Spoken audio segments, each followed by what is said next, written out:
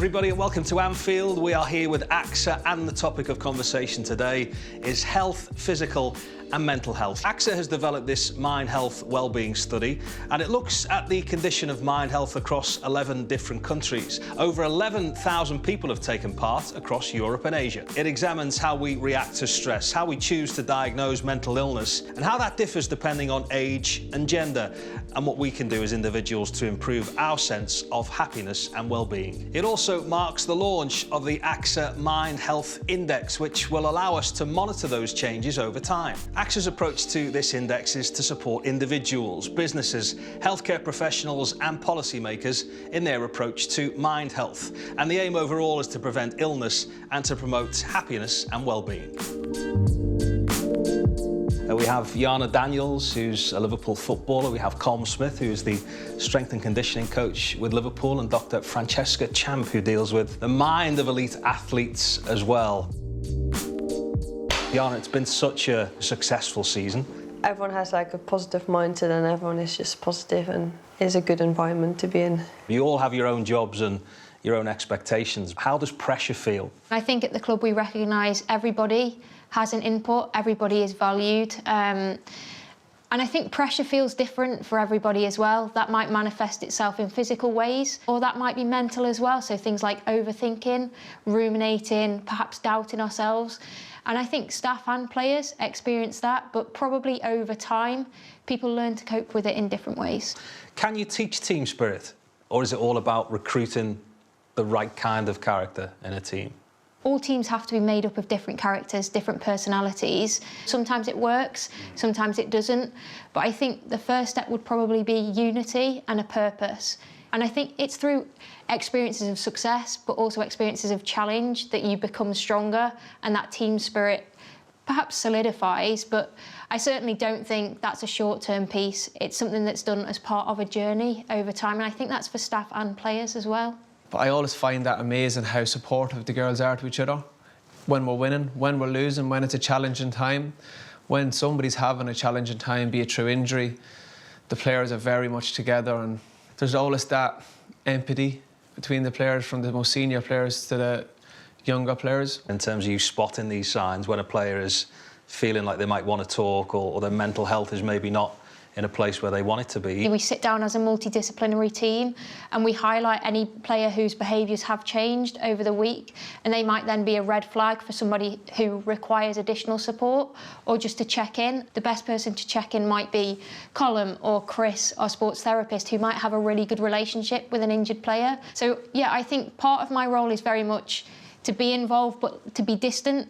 Can you have a little bit more of an objective lens around what's going on a day-to-day basis? And the manager must be a bit of a psychologist as well, where he might think... He thinks he is, that's for sure. Yeah, for sure. Like, he changed so much for a lot of players, and finding the love for the game back, and giving you a lot of confidence, and you were a different person outside of football too. You come home and you're relaxed and you're more happy, even if you're losing. He gives you that confidence, or that belief it's okay to be losing as long as you perform how you should be. And I had a lot of injuries, so I think that was mentally hard. I had to quit football for 2.5 years, and not knowing if I could back or not, or if I could still be playing or not. So I just closed that chapter out of my life. I was working in a Zilba as a bus driver. I was just doing all sorts to get my mind off it and just start a new life, because all you've been doing from 6 years old is playing football. So I think injuries is a tougher spot for football players. Are you proud of yourself for coming back the way you have? Yeah, kind of proud that I've been through it, and I adjusted, and I'm still playing, and yes, I'm happy. So the end of the season versus the start of the season, what is the most difficult part of the campaign to approach from a footballer's perspective? In the beginning it's really relaxed, but everyone's standards are getting higher and higher as well, and everyone just is more serious about it because it's getting closer and everyone wants to achieve it. AXA has developed this Mind Health Wellbeing study, and health is even more important when you're at this moment of the season. Colm, as if you getting the players fit at the start of the season and keeping them fit when it comes to the end. Coming up to Christmas, you're like a firefighter. So you're trying to keep everybody on the pitch and you're trying to put out fires. But no, the start of pre-season is normally the bit of the season that I kind of enjoy a little bit, because you can push players a little bit. The weather's normally quite good. And then you're coming into Christmas. A lot of it's keeping players fresh, keeping players healthy, especially when you get to the adult level. It's just making sure that little niggles aren't turning into big problems. And for you, Fran? Psychologically, everything fluctuates across the season. So for me, it's recognising that as we turn past Christmas, Column's battling to keep them on the pitch physically. Psychologically, it's quite different. At individual level, some of them will have contracts that are up at the end of the season, so they'll be battling for how do I ensure that I get a new contract in place if my contract isn't going to be renewed. So it's really easy to go into a bit of a downward spiral in terms of your psychological readiness to play, but also your mental health after that Christmas break, because I think it signifies this is now coming to an end, and ends are quite scary. Even if the result is positive for the team, at an individual level, it can be, really challenging. So it's recognising who are the players that might need more support psychologically, individually, and at a group level, how can we get them? So we've done some work recently about perspective and gratitude, and for them to recognise that they are more than footballers, although football's really important to them. And Yana, just in terms of staying physically and mentally well enough to take part in staying the right way to be fit enough to play? I think the more you play, the fitter you will be. So I think it's harder for the ones that don't play as regular to stay fit and to be able to play that 90 out of the blue if you haven't played as many games as often. At the moment, I'm looking at, I've been playing loads of games, so I feel sharp and fit, probably thanks to Colin, but I don't want to say that too loud. Yeah, that's it now. Things like sleep, rest, how important are they? If you take sleep and nutrition and you just kind of tick them 2 boxes, we're already probably 90% of the way there.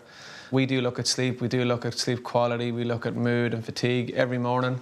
If somebody reports a bad sleep, if they report it twice, then we'll flag that and we'll address that with the player individually. But similar with nutrition, and it's massively overlooked within sport. It's a massive area that we look at a lot and try to help the players out as much as we can. In our roles as part of the backroom team, is we just have to make sure that everything is right for the player. And that normally starts on the Tuesday before we play on a Sunday. That normally starts with us kind of saying to the players, let's keep our standards high and let's build that resilience as the weeks go on. From the Tuesday session, I might have to have some strong words in the gym on a Tuesday to get players to focus on the recovery, to get ready for the week after. I'm normally quite lightly spoken in the gym. Is that right, Yana? Yana, how do you think the team has embodied this know you can spirit this season? We're such a close group. You can just feel the support around you, and everyone will just back each other up. If you had a bad game, you will have at least 2, 3, 4 players texting you okay? And the other way around as well. If you had a really good game, they're there as well to give you compliments, what is nice. So yeah, it's just a good atmosphere. So everyone can do whatever they want really for me.